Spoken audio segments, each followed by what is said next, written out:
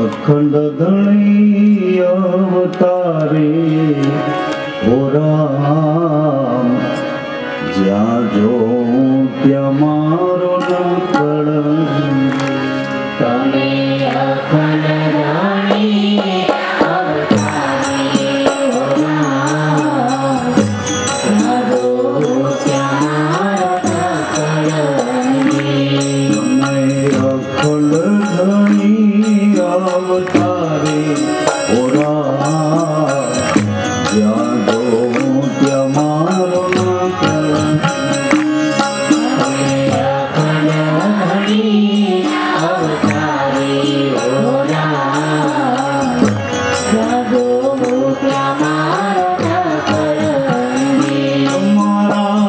ठेर ठेर में जाओ पाना ओ राम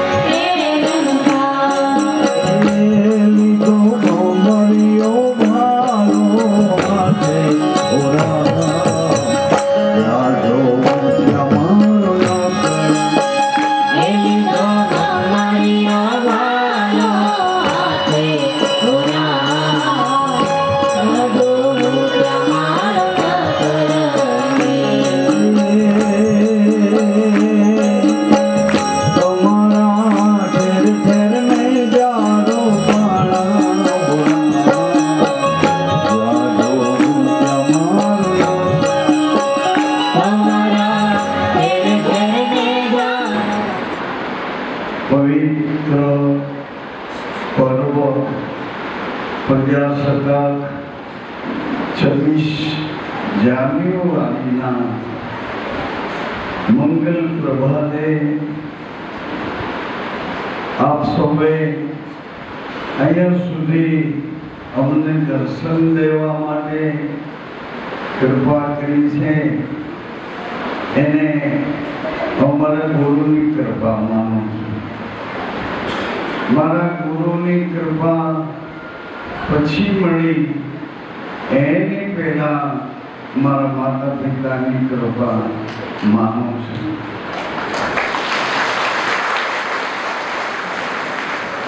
તમારા બધાના દર્શન કરતા મને એમ થાય છે કે મને જન્મ દેવા વાળી મારી જનેતા તમારી આંખોમાંથી મને જોઈને કહે છે કે આ શું કરો છો, આ શું કરો છો. મારા શરીરને 77 વર્ષથી મેં મારી આ આયુષ્ય દરમિયાન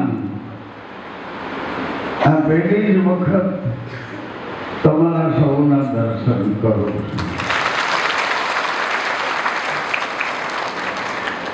કારણ કે સમય મૃત્યુ લોકમાં મનુષ્ય શરીર લઈને આવ્યા અને સમય આપણી પાસે બાંધેલો છે.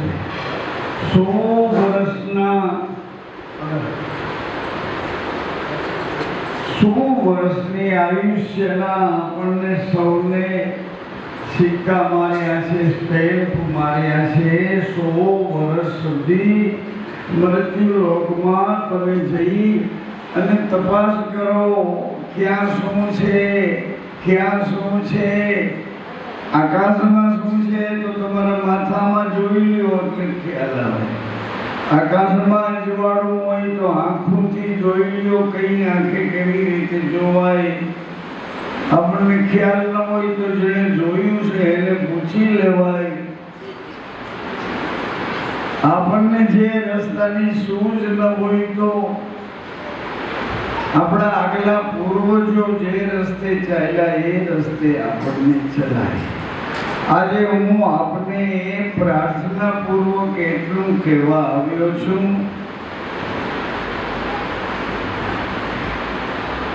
કે આપણો મૃત્યુ લોકમાં જન્મ થયો મા પિતાના રજબુંદથી પરમ સત્તાધીશના પ્રાણના કરંટથી આપણે આ જગતમાં આવ્યા છીએ. કોઈ દીકરા બનીને આવ્યા, કોઈ દીકરીઓ બની.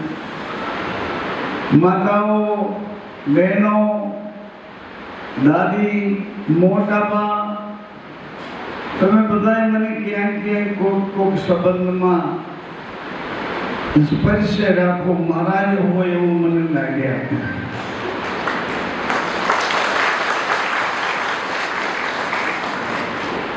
હવે ધીમે રહીને આપણે મા બાપને ઘેરે દીકરી બનીને આવ્યા છીએ.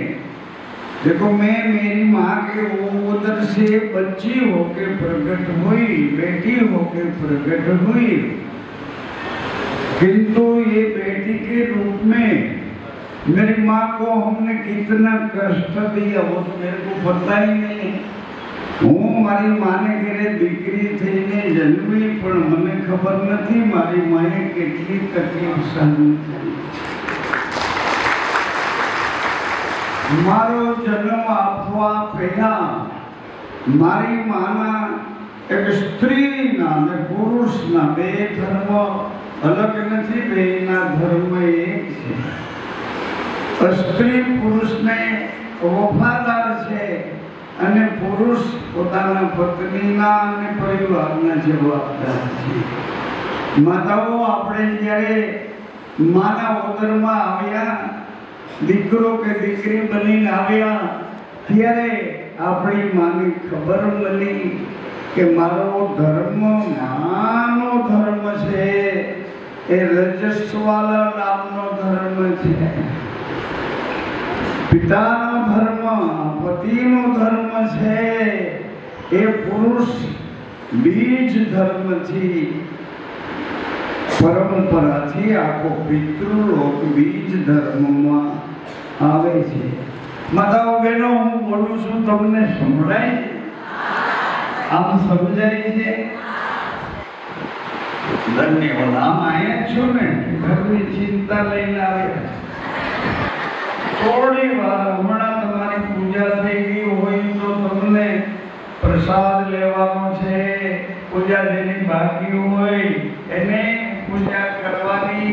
બધાય પૂજા કરવા માટે તમારી રાહ જોવે. જેની પૂજા બાકી હોય પૂજા બધા કરાવજો. વીર માતાઓની પૂજા છે.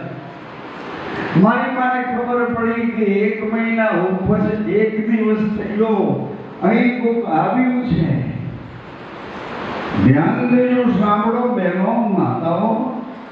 ભવિષ્યના વારસદારો તમારા દીકરીઓ છે, એને ખ્યાલ નથી કે મારી માને ત્યાં હું દીકરી બનીને કેવી રીતે આવી. આવ્યા પછી મારી માએ એનું પોતાનું જીવન કેટલી તકલીફો વચ્ચે સહન કરી, પોતાના પતિનો સ્વભાવ સહન કરી, પરિવારનો સ્વભાવ સહન કરી, સગા સંબંધીઓ આવનારા કોઈ એમને મળવા, એ બધાને સાચવતી મારી માં એનો ધર્મ કેમ પાડે છે કોઈ દિવસ આપણે ધ્યાન દીધું નથી. એટલે મારી માને ખબર પડી ગઈ કે મારા તરફથી જો કાંઈ હોય તો મારા જેવી જ પુત્રી બનાવી, મારા જેવી જ એક દીકરી બનાવી, મારા સંકલ્પમાંથી આવી પેઢીને, એટલે મારા પેઢીને એના કુળની એક લક્ષ્મી આપવી તમે હતા. તમારી પેઢીમાં તમે જ્યારે જન્મ્યા અથવા તો આપણે જન્મ લઈને આવ્યા ત્યારે આપણા ઘરમાં એટલી બધી ખુશી હતી કે અમારા ઘરે અમારા કુળની કોઈ લક્ષ્મી, અમારી કુળ લક્ષ્મી અમારે ઘેર આવ્યા છે. એવું આપણું માન સન્માન કરી મા પિતાએ આપણને લાડ લડાવ્યા. પછી ધીમે રહીને આપણે હાલતા ચાલતા ખાતા પીતા સ્વૈચ્છિક તૈયાર થઈ ગયા. એટલે આપણને અભ્યાસ કરવા માટે ક્યાં ગણદેવીની બાજુમાં આજુબાજુમાં કોણ કયા ગામ કઈ નદી કયું વિશિષ્ટતા વાળું સાધન સમાધાન કરીને આપણને ભણવાનું આવ્યું. ભણતા અમે તમારી પાસે આવ્યા. સાંભળો છો બહેનો, માતાઓ? તમે ભણતા હતા એ વખતે અમે તમારી પાસે આવ્યા. કોની પાસે આવ્યા? 5 થી 15 વર્ષની દીકરીઓની પૂજા કરવા, કુંવારિકાઓની પૂજા કરવા અમે તમારી પાસે આવ્યા. તો સુરત શહેરની 300 કન્યા શાળામાંથી અમને 85,000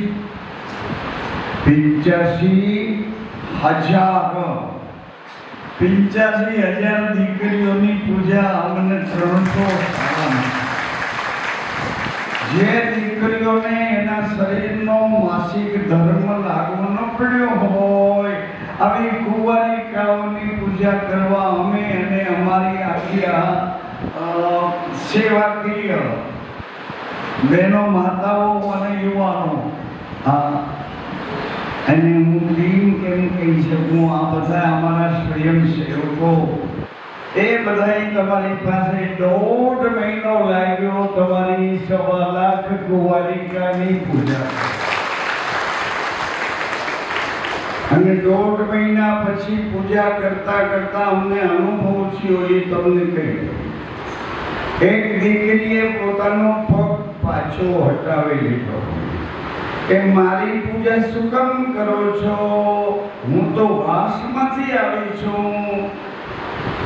અમારી આ પૂજા કરવા વાળી બહેનોએ કીધું કે દીકરી, તારા વાસની પૂજા નથી કરતા, અમે તારા વિશ્વાસની પૂજા કરીએ કે આગળ જતા તારું ભવિષ્ય સારું બને, અને અમે તારી પૂજા વિશ્વાસથી કરી હોય તો તારો પગ સીધા રાજમાર્ગ ઉપર ચાલે. તારા મા બાપને નીચું ન જોવું પડે કે મારી દીકરીનો કેમ હજી મોબાઈલ નથી આવ્યો, ક્યાં ગઈ, એને ગોતવાની કઈ તકલીફ, એને કષ્ટ ન લેવું પડે. એટલા માટે તારી પૂજા કરીએ છીએ દીકરી. તારું ભવિષ્ય ઉજ્જવલ બને, તને એવો સથવારો મળે કે આસાનીથી તમે પતિ પત્ની તમારું જીવન પાર કરો. ભવિષ્યના વારસદારોને પણ કંઈક પ્રેરણા આપો. સાંભળો છો માતાઓ બહેનો, ચિંતા ન કરો ને. તમે થોડીક મરણ મૂડી તમારી ભેડી કરી છે. કોઈના 2-5 હજાર, કોઈને 25-50 હજાર, કોઈ દોડામાં, કોઈ ડબ્બામાં, કોઈ લોકરમાં, કોઈ એવી રીતે. મરણ મૂડીની હવે જરૂર નથી. મરણ મૂડી આ નવી સરકારે બેંકમાં લઈ લીધી બધાની મરણ મૂડી. હવે તમારી પાસે મરણ મૂડી હોય તો તમારા શ્વાસ છે. અત્યાર સુધી તો તમે ગમે તે રીતે તમારું કઠિનાઈઓથી જીવન પાર કરી દીધું.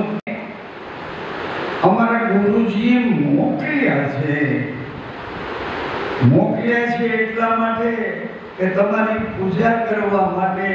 તમારી પૂજા કરીશું એટલે ભવિષ્યના વારસદારોની, ભવિષ્યના દીકરા દીકરીઓ પાસે જે તમે આશા રાખો છો એની અમે પૂજા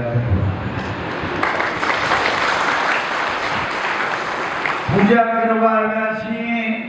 તમને અમે તમારા દીકરા હોઈએ એવી રીતે પ્રેમનો અને ભાવનો પ્રસાદ લઈને આવ્યા.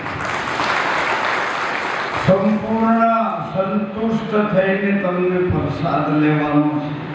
અમારે કાંઈ બીજું કામ નથી. ભારત માતાની આજ એક એવી 26મી જાન્યુઆરી મહાપર્વની ઉજવણી આખા ભારતમાં અને આખા વિશ્વમાં જ્યાં હિન્દુત્વ છે ત્યાં બધે આજ પ્રજાસત્તાક દિનની પૂજા થઈ રહી. સાંભળો માતાઓ, એ પૂજા એટલા માટે થઈ કે તમારા પૂર્વજોએ આ પ્રજાસત્તાક ભારત વર્ષ બનાવવા માટે કેવડા બલિદાનો આપ્યા છે એની પૂજા થઈ. હા, અમે તમને વિનંતી કરીએ છીએ કે તમારો જન્મ પછી, અભ્યાસ પછી તમારા શરીરમાં અમે પૂજા કરી લીધી. નવદુર્ગા, 9 દરવાજા તમારા નિર્દોષ અને પવિત્ર એની અમે પૂજા કરી લીધી. પછી શું થયું? તમારા શરીરમાં એક ધર્મ આવ્યો. એ તમારી યુવાની, તમારા શરીરમાં સુકેલી શક્તિઓ બધી દિશાઓમાંથી તમને જાગૃત કરવા માટે આવી. એટલે તમારે કન્યા બનવું પડ્યું. સાંભળો છો માતા? કન્યા બનવું પડ્યું. અને કન્યા બન્યા એટલે તમારા મમ્મી પપ્પા, મા પિતાને ચિંતા થઈ કે હવે કન્યાનું યોગ્ય જગ્યાએ ક્યાંક દાન કરવું, કન્યાનું દાન કરવું. પછી પરિવાર, કુટુંબ આ બધા ભેળા થઈ અને એ જેની વંશવેલ, જેની પેઢીઓમાં પ્રમાણિકતા હતી, જેની પેઢીઓમાં સચ્ચાઈ હતી, જેની પેઢીઓમાં નીતિ હતી, આવા પરમાર્થી અને એકબીજાને આત્મીયતાથી આવકારતા આવા પરિવાર સાથે તમને કન્યાનું દાન કરવું પડ્યું. કન્યાનું દાન થયા પછી તમને થોડુંક મેણું લાગ્યું, તમારે વહુ બનવું પડ્યું. પણ ધીમે રહીને વહુ પણ સહન કરી ગયા. પતિ તરફ જ તમારો સાચો ભાવ રાખ્યો એટલે ધીમે રહીને તમને માં બનવાનું છે. જેના હાથ ખિસ્સામાં પરચું ગળવા ગયા હોય, જેના હાથ નાકમાં ગયા હોય, આ તાલી હું એટલા માટે વગાડવાનું કહું છું કે ગેરસમજ તમારામાં હોય તો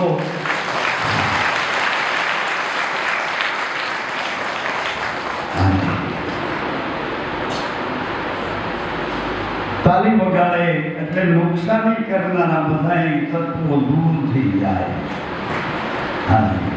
સંશય વિહંગ ઉડાવનારી રામ કથા સુંદર કરતારી. બે હાથની તાળી છે અને વગાડો એટલે સંશય નામના પંખી અંદર પડ્યા હોય બધા.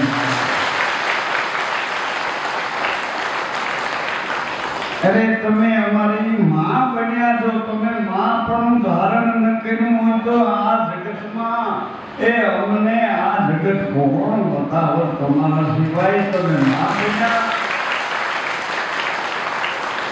અમારો જન્મ તમે કેવી રીતે આ મૃત્યુ લોકમાં મનુષ્ય તરીકે આ પેઢીના વારસદાર તરીકે અમને કેવી રીતે મોકલ્યા તો તમે એક જ જાણો, બીજા કોઈ નહીં.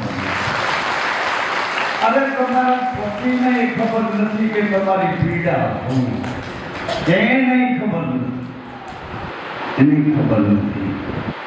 જન્મ આપણો અમારો જન્મ થયો ત્યારે તમે મોતને સામે રાખી અને એ પીડા સહન કરીને નક્કી કર્યું ગાંઠવાળી કે કદાચ મારે મરી જવું પડે તો મારો પ્રાણ જાતો કરીશ, પણ આની પેઢીને એના કુળનો એક દીવો કરશે. હવે આવી માતાઓ તમે અને આજ અમને દીકરાઓને માન ગમે તો અમારા ભાગ્ય પૂજ્યા કરે. આવી રીતે આ જગત તમે અમને બતાવ્યું અને અમે તમને આ સમયે જો ભૂલી જઈએ, હા એ જરા ધ્યાન તો દે, આ કચરા પોતા કરવા વાળી નથી, એ આ તારા છોકરાની દોરીઓ ખેંચવા વાળી નથી, આ તમે જન્મ દેવા વાળી છે.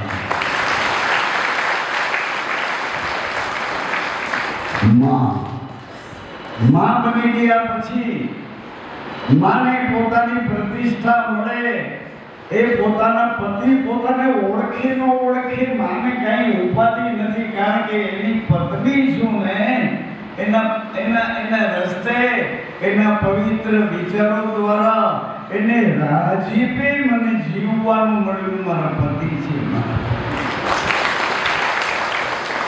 અરે મોટી બેન, તમે નાના નાના હતા ત્યારે કેવા વ્રત કરતા હતા. હા, એ ભૂખ્યા ન રહી શકો તો માં તમને કંઈક ને કંઈક ફરાર કરાવે.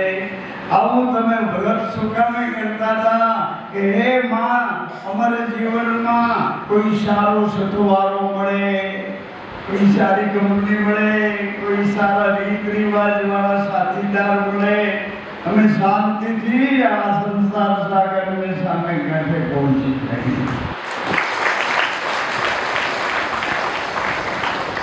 પછી માં બન્યા પછી તમારે આગળ ટ્રાફિકમાં જવું હોય તો તમારી ઈચ્છા, અમારા છોકરા મોટા થઈ જાય, એને લગ્ન થઈ જાય, એને ઘરે છોકરા આવે, એ તમારી મમતા છે. અહીંથી તમારે સાવધાન થઈ જાય. માં બની ગયા એટલે તમારા બધા દોષમાંથી તમે મુક્ત થઈ ગયા. સ્ત્રીના શરીર, માના શરીરની યાત્રા તમારી પૂરી. હવે આવે છે અમારા પપ્પા, અમારા પિતાજી, અમારા બાપુજી, અમારા બાપ તમને દગો દઈ ઓછીતાના કોઈ એના શ્વાસા પૂરા કરીને નીકળી ગયા, ગુજરી ગયા, એટલે હૈયા ફાટ રુદન કર્યા, ખૂબ માથા પછાડ્યા, પણ એ તો ગુજરી ગયા. પછી પાછી એની શરીરની ભૂમિકા પકડી શકતા નથી. સાંભળો માતાઓ, બધા 10-12-15 દિવસ તમારી આજુબાજુમાં તમને ઘેરીને તમને કંઈક સારું આશ્વાસન આપવા માટે આવ્યા, પણ બધા પછી તો કે હવે ભાઈ નથી, પપ્પા નથી, મામા નથી, કાકા નથી, મમ્મી નથી, આંટી નથી, દાદી નથી, આવું કરીને બધા પોતપોતાને કામે લાગી ગયા. પણ મારી માને એકને ખબર છે, એ તમારે માટે ન હોય તો કશો વાંધો નહીં, પણ મારા તો હૃદયમાં રાખીને જેણે પોતાનો સમય પસાર કર્યો એવા વૈધવ્યની અમે પૂજા કરવા આવ્યા છીએ. માં જેણે પોતાના પતિને ગુજરી ગયા, એમ નહીં તમારે માટે ગુજરી ગયા, પણ હું તો જેની આને 4 ફેરા ફરી અને એ મારો પ્રાણનો આધાર, એને પગલે પગલે વફાદારીથી જીવી, એ કેમ ગુજરી જાય? જેની સાથે મેં આત્માથી જોડાણ કર્યું છે, આવું પવિત્ર ગ્રસ્તાશ્રમ ભારત વર્ષની એક પવિત્ર માતા તરીકે મેં મારો ગ્રસ્તાશ્રમ નિભાવ્યો. સાંભળો છો બહેનો, માતાઓ, અહીંથી જો તમને રડવું હોય તો હમણાં તમને રડાવું, પેટ ભરીને રડાવી દઉં, પણ હું પૂજા કરવા, અમે બધા તમારી પૂજા કરવા. તમે જો હિંમત આપો, ભવિષ્યના ભારતના, ભવિષ્યના ગુજરાતના, ભવિષ્યના ગણદેવીના, ભવિષ્યમાં આપણા પરગણામાં જેટલા જ્યાંથી વીર માતાઓ આવ્યા છે, એ બધાના વિસ્તારમાં તમારી પૂજા પ્રમાણિત થાય. અમે તમને પૂજા કર્યા પછી, પ્રસાદ લેવડાવ્યા પછી એક નાનકડી ભેટ આપીએ છીએ. સાંભળજો બહેનો, માતાઓ, ભેટમાં નાનકડી કોથળી છે, એમાં 1 રૂપિયો 25 પૈસા, 1.25 રૂપિયો, ચોખાની ચપટી અને 1 સોપારી છે. સાંભળજો, એ ચોખાની ચપટી, આ કોથળી નાનકડી, એ તમારા નાનકડા ઘરમાં, નાનકડા રસોડામાં, નાનકડા તમારા દેવ મંદિરના ગોખલામાં એ કોથળી રાખશો ને, તો તમારા ઘરની બહેનો દીકરીઓ રસોઈ કરવા માટે રસોડામાં જે ડબ્બામાં હાથ નાખશે, એ ડબ્બામાંથી હાથ એનો ખાલી નહીં આવે. હા, અમારા ગુરુનું વચન છે કે વિધવા માતાઓની પૂજા વીર માતાઓની પૂજા છે. કારણ કે દીકરી છે ને, તમારા ઘેરથી સાસરે લગ્ન મંડપમાં ન પહોંચે ત્યાં સુધી પોતાનો ધર્મ સાચવે, એ કન્યાનો ધર્મ છે. અને મારી માં પોતાના પતિ નથી અને પછી આ જગતથી સચવાય, જગતના પાખંડીઓથી સચવાય અને બધાની વચમાં પોતાનું વૈધવ્ય સાચવી, સંસાર સુધી પોતાનો ધર્મ સાચવે, એવી વીર માતાઓની પૂજા તમે અહીંયા સુધી પધારી અને તમારા ચરણ ધોવા દીધા, તમારી પૂજા કરવા દીધી. હવે તમે પ્રેમથી પ્રસાદ લેશો ને, એટલે અહીં તમે એમ ન માનો કે કોઈ પટેલ સમાજના આ ભવનમાં તમે આટલા જ બેઠા છો, એમ ન માનો. તમારા પૂર્વજો છે, તમારે ઘેરે એના ફોટા ટાંગ્યા છે, એના નામ લખ્યા છે, એ બધા પૂર્વજો જોવા આવ્યા છે કે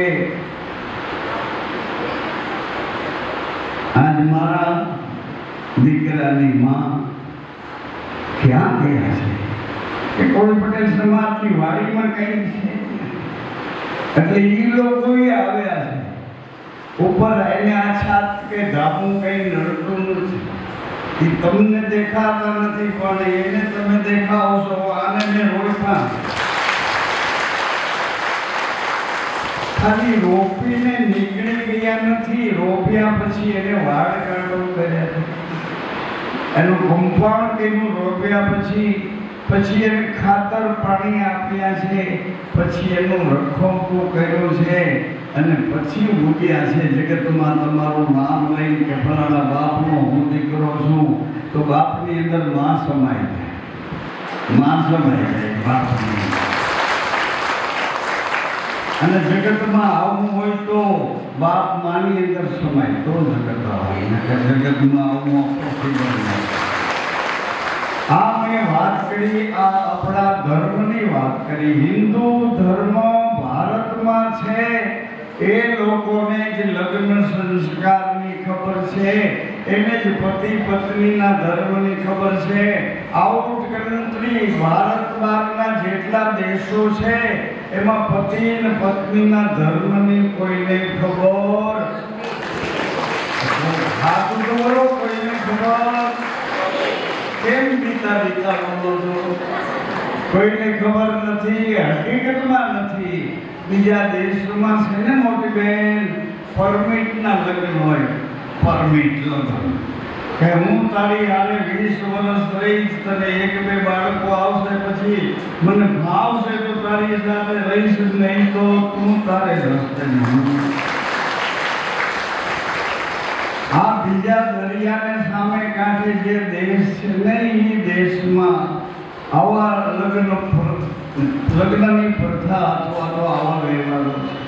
આપણા દેશમાં જ આપણા પતિ નથી તો વૈધવ્ય વિધવા બનીને પોતાના પતિ, અરે સ્વામી રામકૃષ્ણ પરમહંસ હતા નહીં મોટી બેન, એ એમના પત્નીનું નામ શારદા દેવી મણી હતું, પણ એ રામકૃષ્ણ પરમહંસની છાયામાં રહેતા હતા. સાંભળો ને, સાંભળો છો? અહીંયા જો તો ફિકર ન કરો, કોઈ ચિંતા ન કરો, દરવાજા ઘરે બંધ કર્યા વગર ના આવ્યા હો તો ઉપાધિની તો મારો હિન્દુઓ રક્ષા કરે. હનુમાનજી રક્ષા કરે એમ કહું. એટલે રામકૃષ્ણ પરમહંસની દિનચર્યા હતી ને, એ બધી દિનચર્યા શારદા દેવી મણી એમના પત્ની હતા, એ માં એની દિનચર્યાઓને સાચવતા.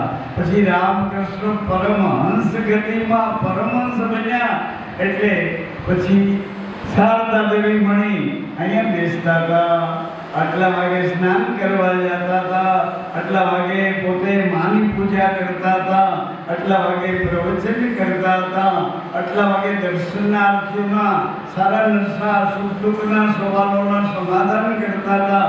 આવી દિનચર્યા પોતાના પતિની હતી, એને સાચવી રાખી. નાવાના બેઠા હોય, કોઈ પાણી મૂક્યું હોય, ટુવાલ રાખ્યો હોય, એની બધી આદતો પ્રમાણે શારદા દેવી મણી જીવતા આવ્યા. અને છેલ્લે શારદા દેવી મણી રામકૃષ્ણ પરમહંસમાં સમાયા ત્યારે બે છે કે એક કોઈને ખબર ન પડી કે માં પિતાની અંદર રહેતા હતા કે પિતામાં. છેલ્લી વાત કરું, ભગવાન રામ વનમાં જઈને આવ્યા. 14 વર્ષના વનવાસમાં રામ, લક્ષ્મણ અને સીતા માતા અયોધ્યામાં આવ્યા ને મોટી બેન. બા એ મોટમાં સાંભળો, આ બાજુ તમે એમ ન કરતા અમે ભણ્યા નતા તો તમારી કઈ વાતોનો તમને બધી ખબર છે, બધી ખબર છે. 50ની નોટ જેમ તેમ ફેંકી દીધી, 500ની નોટ ફેરી રાખો. આવા વ્યવહારોની ખબર છે તમને, તમારી મરણ મૂળની ખબર નથી કે મરણ. એટલે હું એ તમને છેલ્લી વાતમાં એ કહેવા માંગુ છું, મરણ મૂળી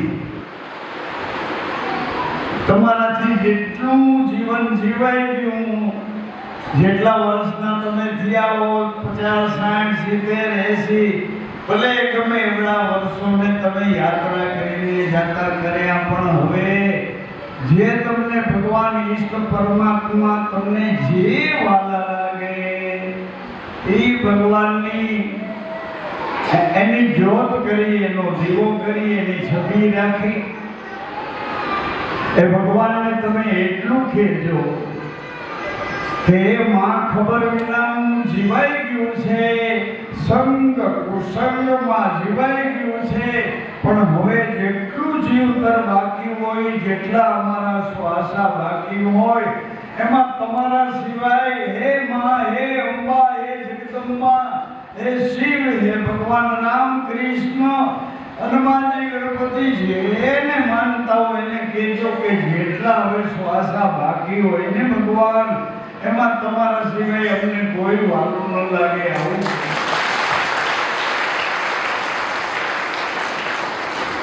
14 વર્ષના વનવાસ પછી ભગવાન આવ્યા તો બધા ભગવાનને જોઈને એ રામ આયે રામ લલ્લા રામ આયે રામ. પણ રામ ભગવાન પોતાની માને બોલતા કે મારી માં ક્યાં? બધાની વચ્ચે માને જોયા તો 3 માતાઓના ફોટા હતા. એક કૌશલ્યા પોતાની માં હતી, એક સુમિત્રા માં હતી, એક કૈકેયી માં હતી. 3 માતાઓએ ધોળા કપડા સફેદ કપડા પહેર્યા હતા. 3ના કપાળમાં ચંદનના ચાંદલા હતા. આવો વેશ માનો જોઈને ભગવાન જમીન એટલે ધરતી માતા પાસે ન્યાય માંગવા ગયા. ધરતી માતાએ કીધું કે ન્યાય તો ન્યાયની અદાલતમાં ભગવાન તમારો ન્યાય તમે વિષ્ણુ સ્વરૂપમાં ત્યાંથી આ મર્યાદા સ્વરૂપમાં આવ્યા, તમારો ન્યાય તો એ આપશે. રામ ભગવાને પૂછ્યું કે વનવાસ એ ભગવાન મને વનવાસ મોંઘો પડ્યો કે મારા પિતાનું વચન મોંઘું પડ્યું? શંખ ચક્ર ગદા પદ્મ છત્ર ભૂત સ્વરૂપે કીધું કે હે મર્યાદા પુરુષોત્તમ, વચન મોંઘું ન પડે રામ. રઘુકુલ રીત સદા ચલી આઈ, પ્રાણ જાય પર એ પ્રાણ જાય પણ વચન જાય. કૃષ્ણભાઈ આ વચન ઉપર આ સંસારનું બંધારણ છે. પતિ ને પત્ની ક્યાં બંધાણા? એ વચને ક્યાં બંધાણા? એ તો ઓલી ગાંઠું બારે તો ગાંઠું આમ તો છેડા છેડી એવું કઈ નથી, પણ વચને બંધાણા કે તમારે પગલે પગલે તમારા રાજીપાને સાચવીને હું જીવીશ. તમે જેમાં રાજી હશો એવી રીતે જીવીશ. આપણા બાપે કીધું જવાબદારી લઈને કે ચારે બાજુથી હું તારું રક્ષણ કરીશ. જેમ કૃષ્ણ ભગવાન કહે છે ને, હે અર્જુન સર્વ ધર્મ પરિત્યજ્ય, તારી આંખોના ધર્મને ભૂલી જા. મારી આંખે જો તારી આંખ કદાચ દગો દેશે, કોકના રૂપમાં રોકાઈ જશે તો કઈ ને કઈ સમસ્યાઓ ઊભી કરશે. કોકનું સાંભળીને મગજ નો બગાડતા બા હે બેન હે મોટી બેન, કોઈનું સાંભળીને મગજ નો બગાડતા, કોઈને બોલવામાં ઉતાવળ ન કરતા. આ બધી બાબતો ભગવાન રામ કહે છે મર્યાદાની આ શીખવવા માટે તમે અવતાર લઈને આવ્યા છો. હે મર્યાદા પુરુષોત્તમ, વનવાસ મોંઘો પડ્યો. સીતાજી કે આ મૃગલો સોનાનો મૃગલો મને બહુ ગમે છે, મને જોઈએ છે. ભગવાન રામ કહે સીતે, સોનાના મૃગલા એની માના પેટમાંથી નો જન્મે. સીતે આ કપટ છે. સીતાજીને દુઃખ લાગ્યું કે દેહમાં રહેવા છતાં વિદેહ ગતિ વાળા બાપની દીકરી અને મને કપટ આકર્ષણ કરે. એટલે સીતાજીએ હઠ કરી. આ હઠ કરવામાં પોતાના પતિનો ધર્મ ભંગ થઈ ગયો. પતિ ભક્તિમાં વિક્ષેપ આવ્યો કે તમે જેમ રાજી રહેશો એમ જ હું જીવીશ. હઠ કરી એટલે રામ ભગવાને બાણ માર્યું તો મૃગલો તો નતો, રાવણનો મામો મારી જતો. એટલે કપટ કર્યું કે લક્ષ્મણ તમે એક કુટીર ખાલી કરીને મને બચાવવા આવો. એટલે રાવણ આરામથી સીતા માતાનું હરણ કરીને એટલે વચન કદાચ તમે ગમે તે કસોટીમાં આવો પણ વચન મોંઘું પડે. તમારો ધર્મ વચનને સાચવીને અહીં આવ્યો છે, એની અમારે પૂજા કરવાની છે. વધુ કોઈ સત્સંગ કે પ્રવચન કે જ્ઞાન દેવા આવ્યો નથી. પૂજા માત્ર એટલી છે કે તમારો રાજીપો તમારી પેઢીને મળે. એ દીકરીઓ બહેનો કોઈ પોતાની સાસુ હારે ન બોલતા હો તો હું તમને હાથ જોડીને કહું છું, આગળનું પાછળનું જાતું કરી અને આને રાજી કરજો. તમારી પેઢી રાજી થઈ જશે. સાસુની ઠેકેદારી લઈને પોતાના દીકરાને બહુ હારે ન બોલતા હોય તો એ માને હું ખોડા પાતું છું. તમારા દીકરાની બહુને આગળનું પાછળનું જાતું કરી એને બોલાવજો. અને દીકરીએ તને શું તકલીફ પડે છે મને કેમ? દીકરી આમ કરીને બીજા ભલેને ગમે એમ કરે પણ તમારું જીવન તમારી પૂજા સાચવી લેજો એટલી તમને વિનંતી કરીશ. અહીં તમારી પાસે કલ્પેશભાઈ આખો ચિતાર ખડો કર્યો. અત્યાર સુધીમાં અમે 30,000 જેટલી વીર માતાઓ વિધવા માતાઓની પૂજા કરી છે. હજી અમારે 95,000 વીર માતાઓની પૂજા કરી. અહીં જે ભાઈઓએ જે લાગણીશીલ આત્માઓએ અમારા પરિવાર સિવાય લાલપુરવા મૂળ પરિવાર જે રીતે, પરંતુ જેણે આ કાર્યમાં પોતાનું હૃદય અને પોતાનો શુદ્ધ ભાવ લાગણી સાથે આપ્યો છે અને બીજા ઉપયોગી બનીને કોઈ દાતાઓએ પોતાની પ્રસન્નતા આપી હોય. આ કાર્યક્રમ પહેલો છે એટલે તમને સમજાવતા અથવા તો સમજતા થોડી વાર લાગે. તમારા ધર્મની અમે પૂજા કરવા આવ્યા છીએ. તમે કેટલું સહન કરીને અમને રાજી કર્યા છે એની અમે પૂજા કરવા આવ્યા છીએ. હજી 95,000 વીર માતાઓની પૂજા બાકી છે. અમે અહીંથી ધીમે ધીમે કચ્છ બાજુ જાશું, ત્યાંથી ધીમે રહીને દ્વારકા બાજુ જાશું. સૌરાષ્ટ્રના જુદા જુદા જિલ્લાઓમાં અમરેલી છે, ભાવનગર છે, જુનાગઢ છે, જામનગર છે, રાજકોટ છે, ગોંડલ છે, આવા બધા જિલ્લાઓમાં તમારા આજુબાજુના લાગતા વળગતા જિલ્લાઓમાં તમે સર્વે કરજો બહેનો. વીર માતાઓ 50, 60 જો અમારે લાઠી પાસે કૃષ્ણગઢ ગામમાં અમારા નીરુભાઈ અકબરી, વિનુભાઈ અકબરી, એને 60 ગામમાંથી 1500 વિધવા માતાઓની પૂજા, 60 ગામમાંથી લાવવા મૂકવા, સાચવીને એને પ્રસાદ લેવડાવવો, પૂજા કરવી, આવું બધું કર્યું છે. અને હજી તમારી આંખોમાંથી તમારો રાજીપો મળતો રહેશે. એટલે અમે આ 95,000 વીર માતાઓની પૂજા આરામથી કરી લેશું. અમને કોઈ ઉતાવળ નથી. જેટલું મોડું થાય એટલું અહીં રહેવા મળશે. અમે બેફિકર છે. સાંભળો છો તો મારી એક વિનંતી સાંભળો. હે પ્રાણ આધાર અર્થ બોલો. વ્યોમા તમને જે શ્વાસ આપે છે ને તમારી નાભીમાં જીવવા માટેનો, એ શ્વાસ મારી માએ જન્મ આપ્યા પછી માનો અને આપણો સંબંધ, આ સંબંધ છૂટો કરવા નર્સે અહીંથી જુદા પડ્યા. માની નાભીનો દોર આપણી નાભી સુધી હતો. સુવાળી કોઠડીમાં, સુવાળા જળમાં, ઊંડે માથે આપણે હતા. પછી દોર તૂટ્યો એટલે માનો ત્રીજા ભાગનો શ્વાસ આપણી નાભીમાં, આપણી રૂટીમાં, એને નર્સે ડાયણે સુનિયાણીએ દબાવી અને 10મો દરવાજો અહીંયાથી બંધ કર્યો. એ અડધો શ્વાસ હતો ને ત્રીજા ભાગનો, એ બોલ્યો